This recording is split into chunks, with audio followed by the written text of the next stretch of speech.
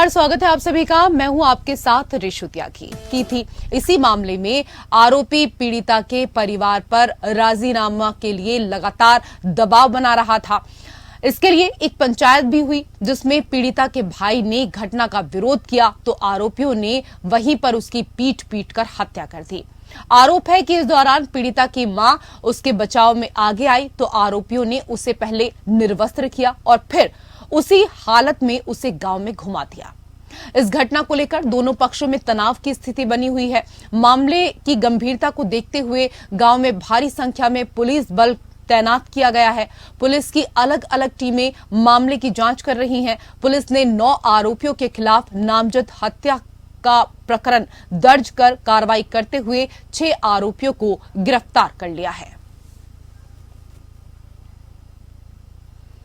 तो पहले बहन के साथ छेड़छाड़ की 2019 का ये मामला और उसके बाद अब भाई की हत्या कर दी गई। इस दौरान जब बीच बचाव के लिए बीच में बच्चों की मां पहुंचती है तो उनको भी निर्वस्त्र किया जाता है और गांव में घुमाया जाता है। हमेशा बहनों और बेटियों की रक्षा करने वाली मध्य प्रदेश सरकार ये नारा तो देती है कि हम हमेशा बेटियों की रक्षा करते हैं, बेटियों को बचाते हैं, लेकिन उसकी जो बानगी है, उसकी जो तस्वीर है वो सभी के सामने है। उधर ग्वालियर के डबरा को निजामुद्दीन जबलपुर श्रीधाम एक्सप्रेस के रूप में नई सौगात मिली है। इस ट्रेन को प्रदेश सरकार के गृह मंत्री नरोत्तम मिश्रा और क्षेत्रीय सांसद विवेक नारायण ने हरी झंडी दिखाकर रवाना किया। इस मौके पर गृह मंत्री नरोत्तम मिश्रा ने कहा कि मात्र 2 ट्रेनों का स्टॉपेज स्वाभाविक रूप से डबरा में हुआ। उसके बाद छत्तीसगढ़ महाकौशल के लिए जो आंदोलन किए गए उसकी गूंज प्रदेश तो क्या देश भर में भी देखने को मिली थी। तभी से ट्रेनों के रुकने का सिलसिला शुरू हुआ और क्षेत्र ने विकास की दिशा में कदम आगे बढ़ाया। वहीं ट्रेनों के रुकने से यहां व्यापार बढ़ा और ये क्रम आज भी लगातार जारी है। एमपी के गृह मंत्री ने प्रधानमंत्री नरेंद्र मोदी की तारीफ करते हुए कहा कि आज भारत में हर चीज बनना संभव हो गया है। हम तल से लेकर नभ तक पहुंच चुके हैं। आज देश उस दिशा में आगे खड़ा है कि यदि सामने से गोली आती है तो यहां से गोला जाता है। कोई भी देश भारत की तरफ अब टेढ़ी नजर नहीं कर सकता। उधर बुधनी के सलकनपुर देवी मंदिर में दर्शन के लिए जा रहे भक्तों पर भालू ने हमला कर दिया। घायल को रेहटी के निजी अस्पताल ले जाया गया। जानकारी के मुताबिक मंडी द्वीप के रहने वाले राजेंद्र कुशवाहा और आनंद पाल के साथ उनके साथी सीढ़ी मार्ग से देवी मंदिर जा रहे थे। उसी दौरान मंदिर से कुछ दूरी पर सीढ़ी पर जंगल की तरफ से 2 भालू आए और इन लोगों के ऊपर हमला कर दिया। अचानक हुए हमले में 2 लोग घायल हो गए, जिसमें राजेंद्र नाम के युवक को गंभीर हालत में रेहटी के निजी अस्पताल लाया गया, जहां से डॉक्टरों ने भोपाल के लिए रेफर कर दिया है।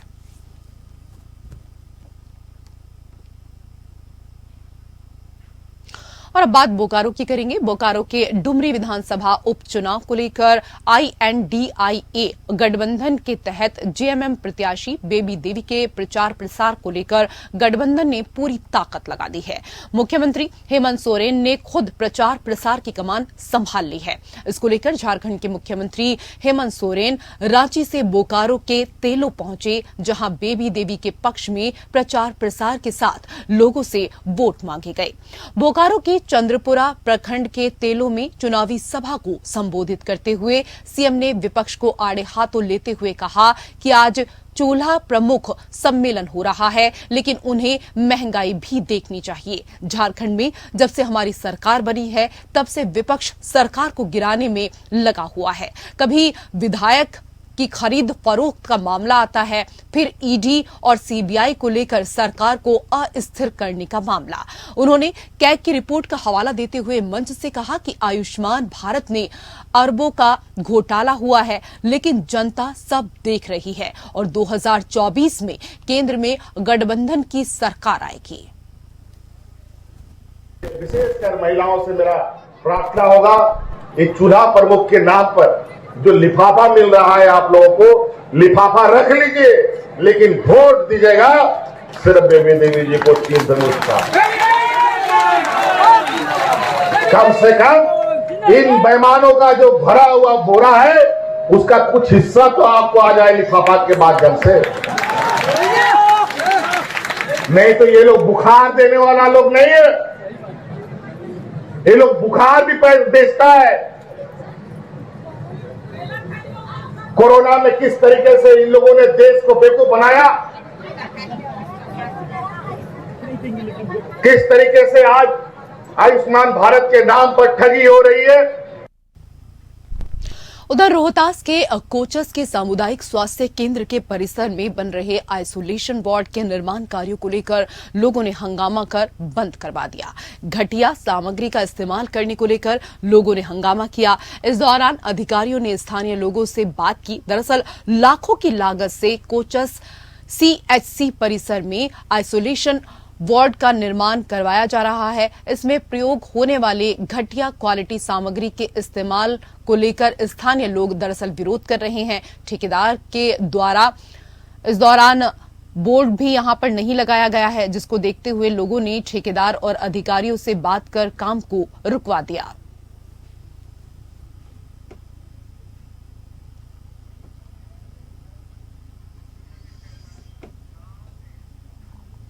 किशनगंज मामूली बिजली को लेकर विवाद में दबंग सरपंच प्रतिनिधि सहित आधा दर्जन लोगों ने मिलकर तलवार, बंदूक आदि से हमला कर एक व्यक्ति को गंभीर रूप से घायल कर दिया, जिसे सदर अस्पताल लाया गया, पर हालत गंभीर देख अस्पताल के डॉक्टर ने एमजीएम मेडिकल कॉलेज रेफर कर दिया। दरअसल मामला किशनगंज पहाड़कट्टा थाना क्षेत्र के रतुआ हाट मदरसा के पास का है।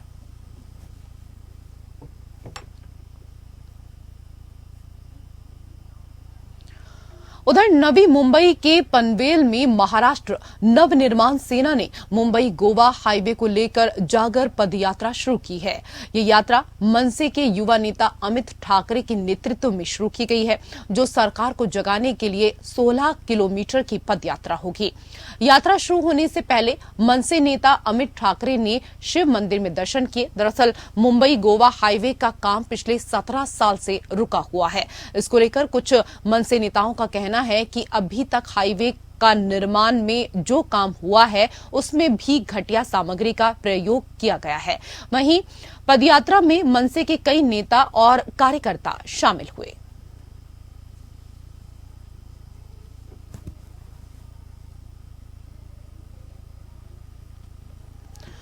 तो इस दौरान इस पदयात्रा में कई नेता और कार्यकर्ता शामिल हुए, लेकिन इस दौरान काफी विरोध भी देखने को मिला।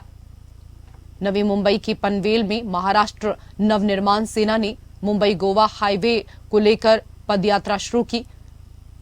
ये यात्रा मनसे के युवा नेता अमित ठाकरे के नेतृत्व में शुरू की गई, जो सरकार को जगाने के लिए 16 किलोमीटर की पदयात्रा होगी। यात्रा शुरू होने से पहले मनसे नेता अमित ठाकरे ने शिव मंदिर के अंदर दर्शन किए। मुंबई गोवा हाईवे का काम पिछले 17 साल से रुका हुआ है और इसी को लेकर कुछ नेताओं का कहना था कि अभी तक हाईवे में जो निर्माण का कार्य हुआ है उसमें भी घटिया सामान का इस्तेमाल किया जा रहा है। वहीं पदयात्रा में मनसे के कई नेता और कार्यकर्ता शामिल हुए थे, जिन्होंने अपनी अपनी बातें रखी। उधर नवी मुंबई के खारघर के तलोजा जेल के पास स्थित तालाब में एक युवक का शव मिला था, जिसकी पहचान खारघर पुलिस कर रही थी। आखिरकार मृतक की पहचान हो गई है। मृत व्यक्ति का नाम मयंक सिंह है और वो तलोजा जेल के पास वैली शिल्प सोसाइटी में रहता था। पुलिस की जांच में ये बात सामने आई कि मयंक की जांच केंद्रीय अपराध अनुसंधान विभाग में कार्यरत था। बता दें कि इस मॉनसून सीजन में अब तक खारघर के तलोजा जेल के पास झील में डूबने से मरने वालों की संख्या 4 तक पहुंच गई है, जिसके कारण इस तालाब पर सुरक्षात्मक बैरिकेड्स लगाने की मांग स्थानीयों के द्वारा की जा रही है।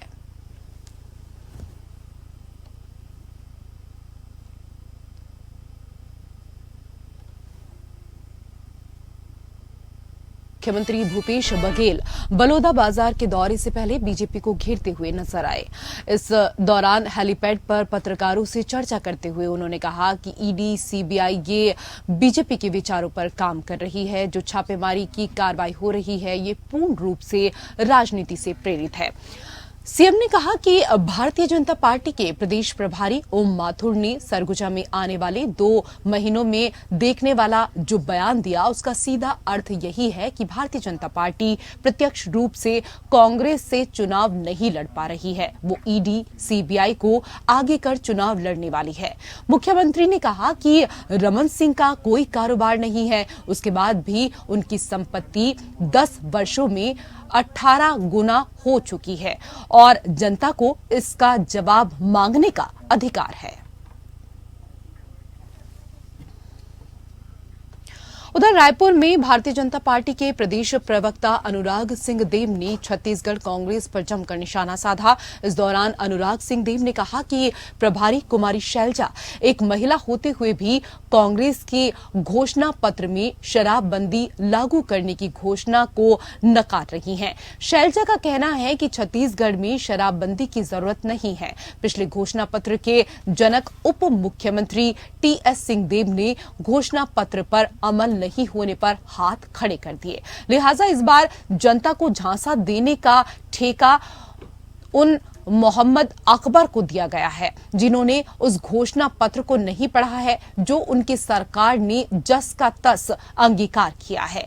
बीजेपी प्रवक्ता ने कहा कि कांग्रेस अपने पिछले घोषणा पत्र को फिर से प्रस्तुत करे और जनता से माफी मांगे कि 5 साल में जन घोषणाएं दरकिनार कर केवल घपले, घोटाले, कमीशनबाजी और भ्रष्टाचार किया गया।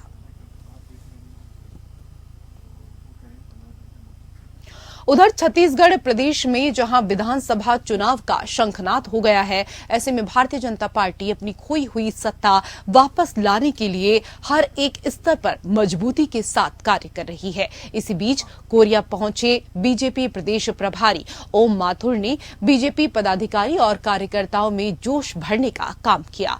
इस दौरान ओम माथुर ने बूथ स्तर पर मजबूती और छत्तीसगढ़ में बीजेपी को पूर्ण बहुमत से जीत हासिल करने के मुद्दे को लेकर मंथन किया। आपको बता दें कि छत्तीसगढ़ विधानसभा चुनाव आते ही भारतीय जनता पार्टी का सघन दौरा अभियान शुरू हो गया है। कांग्रेस में ओबीसी वर्ग के नवनियुक्त कार्यकारी प्रदेश अध्यक्ष भावेश बघेल नई जिम्मेदारी मिलने के बाद पहली बार रायपुर पहुंचे। इस दौरान रायपुर एयरपोर्ट पर उनके समर्थकों ने उनका भव्य स्वागत किया। वहीं नवनियुक्त ओबीसी कार्यकारी प्रदेश अध्यक्ष ने मीडिया से चर्चा करते हुए कहा कि केंद्रीय नेताओं ने बड़ी जिम्मेदारी दी है। मुख्यमंत्री भूपेश बघेल और कांग्रेस पार्टी के नेतृत्व में काम करने का मौका मिला है, जिस पर मैं निष्ठा से काम करने की लगातार कोशिश करता रहूंगा।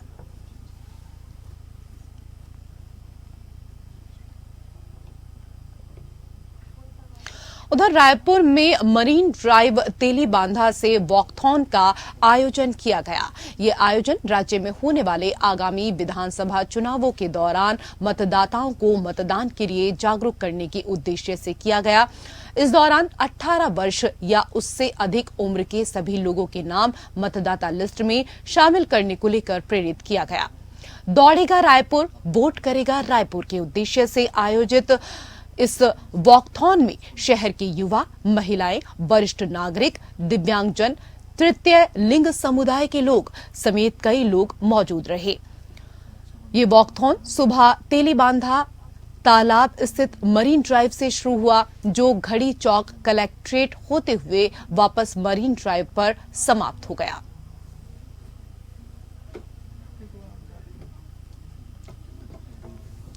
तो तस्वीरें आप देख रहे हैं। इस दौरान कई कार्यक्रम भी प्रस्तुत किए गए। रायपुर के इस कार्यक्रम में तमाम संख्या में यहां लोगों की जो भीड़ है वो नजर आई।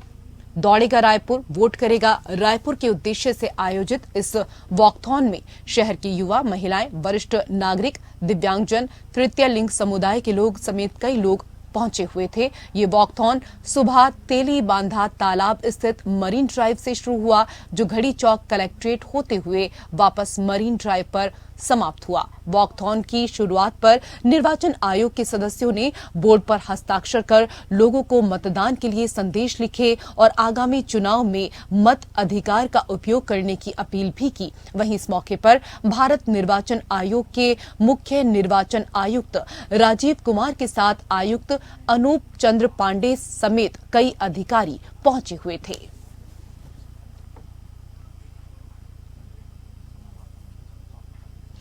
उधर रायपुर में राजकुमार कॉलेज के पास तलवार से केक काटने और अमर्यादित भाषा का प्रयोग करने से जुड़े वायरल वीडियो के मामले में पुलिस ने कार्रवाई की है। साइबर यूनिट और आजाद चौक पुलिस ने कार्रवाई करते हुए मामले में शामिल कुछ लोगों को गिरफ्तार किया है। ये कार्रवाई आजाद चौक के थाना प्रभारी के निर्देश पर की गई है, जिस दौरान आरोपियों के खिलाफ आर्म्स एक्ट के साथ कई धाराओं में मामला दर्ज कर जेल भेज दिया गया।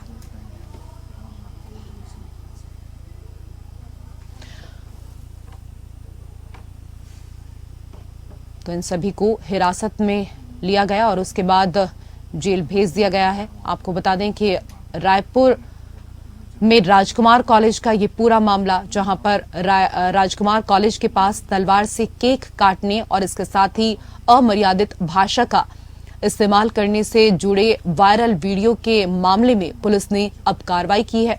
इस दौरान साइबर यूनिट और आजाद चौक पुलिस ने कार्रवाई करते हुए मामले में शामिल कुछ लोगों को गिरफ्तार किया। उधर महासमुंद में पुलिस विभाग ने शराब तस्करी पर कड़ी कार्रवाई की है। ये कार्रवाई मुखबिर की सूचना के आधार पर सिंघोड़ा पुलिस और साइबर की टीम के द्वारा की गई, जिस दौरान झारखंड पासिंग से यूपी के नंबर का एक ट्रक भूसा भरकर आ रहा था, जिसमें तलाशी के दौरान ट्रक से 400 पेटी अंग्रेजी विस्की शराब और इसके साथ ही कई और चीजें बरामद हुई हैं। बताया जा रहा है कि लगभग 38,12,000 रुपए भी इस दौरान बरामद हुए हैं। वहीं इस मामले में आरोपियों के खिलाफ मामला दर्ज किया गया और उनको जेल भेज दिया गया है।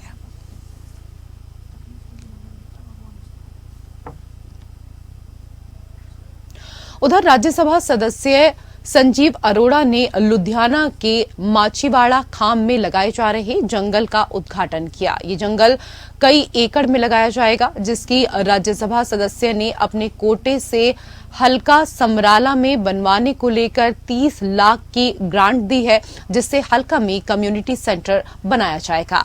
राज्यसभा सदस्य ने कहा कि पंजाब के हर अस्पताल में नशा मुक्ति के लिए कुछ बेड अनिवार्य होने चाहिए, ताकि नशा मुक्ति में मदद मिल सके। इस दौरान उन्होंने बाढ़ से प्रभावित लोगों को केंद्र और राज्य सरकार से मुआवजा दिलवाने की भी बात कही।